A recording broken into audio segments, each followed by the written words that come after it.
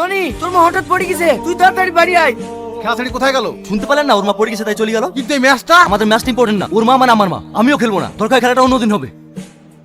মা, তুমি বলে পড়ে গেছিলে, তোমার লাগেনি তো? আরে সেরকম কিছু হয়নি, তোর খেলা হয়ে গেল। না না খেলা, আপনার বিপদ হতে শুনে আমরা খেলা বন্ধ করে চলে এসেছি। তোমাদের সব সময় বাড়াবাড়ি, যাও তোমরা খেলো গা। ইস, এই শালা তোকে দেখতে আসনি, মারবে এক চোট। তুই তুই আর গায়ে হাত দিবি, তোর হাত আমি মুতুই ভেঙে দেবো। আরে ছাড় তো, আমারই ভুল। এদিকে আয়, ফালতু ওকে মারলি কেন বলতো? তোকেও খারাপ কথা বলে আমার সহ্য হয় না। আর তোর সকাল থেকে কি হয়েছে রে? যখন দেখছি মন মরা। পরশুদিন বড় ম্যাচ, আর আজকে আমি মাকালি 7 দিনের জন্য কলকাতায় চলে যাচ্ছি। তুই চলে গেলে ম্যাচ খেলবো কি করি? তুই তো সবই জানিস, আমি আমার মাকে দুনিয়ার আলো দেখাবো। আমিও তো চাই খেলা পৃথিবীর আলো। তুই যা, কাছে টাকা আছে তো? এই না, আমার কাছে 5,000 টাকা আছে, নিয়ে যা। তুই আমাকে আর কত টাকা ধার দিবি বল? আর তুই ধার বললি? ওটা যেমন তোর মা আমারও। যত থেকে রেডি করে 5টার মধ্যে রেখে। কি রে, কিভাবে ব্যাটিং করছিস? একটা বল তো টাচ করতে পারছিস নি। আর তোর মন কোন দিকে আছে রে? এভাবে করলে তো কালকে ম্যাচটা হেরে যাবো। আমি খেলবো না, অন্য কাউকে খেলা। হ্যাঁ বল। কলকাতা থেকে আসার পর দেখছি কেমন যেন হয়ে গেছে। ফার্স্ট ওভার তুই করবি আর সেকেন্ড ওভার আমি। আর যদি টসে জিতি তাহলে টনিকে ওপেনিং নাও, ঠিক আছে? টনি ওই দেখ আমাদের ফার্স্ট ব্যাটিং প্রেমে পড়েছে। এই তোর কি হয়েছে রে? কালকে ম্যাচের জন্য সবাই আলোচনা করছো এখানে, আর তুই এখানে ফোন নিয়ে ব্যস্ত। সবসময় খেলা খেলা বলতে আসিস, শুনি তো এইসব খেলাবেলা আমি খেলবো। যা।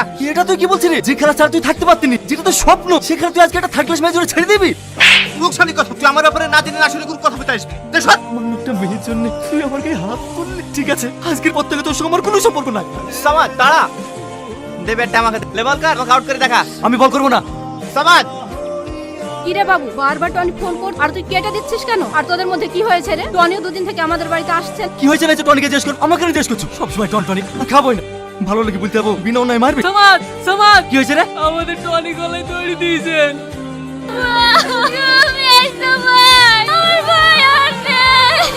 টনি উঠ না ভাই, আমি তোর উপর রেগে নাই। উঠ না টনি, টনি উঠ না ভাই।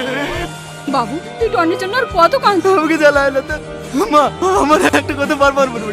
টনি মনে রেখে আমাকে অনেকবার ফোন করেছে। ওই শেষ কথা আমাকে কি বলতে চাইছিলাম? আমাকে এটা জানতাম। টনি টনি টনি, তুই আমার লক্ষ্মী। এখান থেকে চল চল। আমাকে ছেড়ে দাও মা। এই দেখ টনির বোন এসছি, বলবে দেখ। মাহি কিছু বলবা? ভাই তোমাকে এটা দিতে বলেছিল।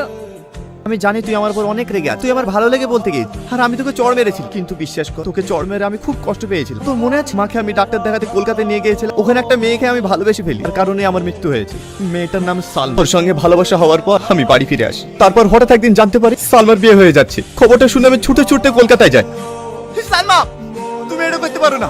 আমি তোমাকে ভালোবাসি, আমি তোমাকে ছাড়া থাকতে পারবো না। চলো, আমি তোমাকে নিয়ে যেতে এসেছি। এই তুই কে রে? আমাদের বিয়ে ভাঙতে এসেছিস? কে তুমি? বারবার একই কথা বলছো, আমি তোমাকে চিনি না। সালমা, এটা যদি ভালোবাসা না, তাহলে পৃথিবীর কোনো ভালোবাসা সত্যি না। তুমি একটা বেঈমান, তুমি জীবনেও শুকাতে পারবে না। এই ছোট লোকের বাচ্চা, তুই আমার হবু বউকে বেঈমান বললি? দাঁড়াও, ওর মেন্টালি প্রবলেম আছে, ওকে এখান থেকে বের করে দাও।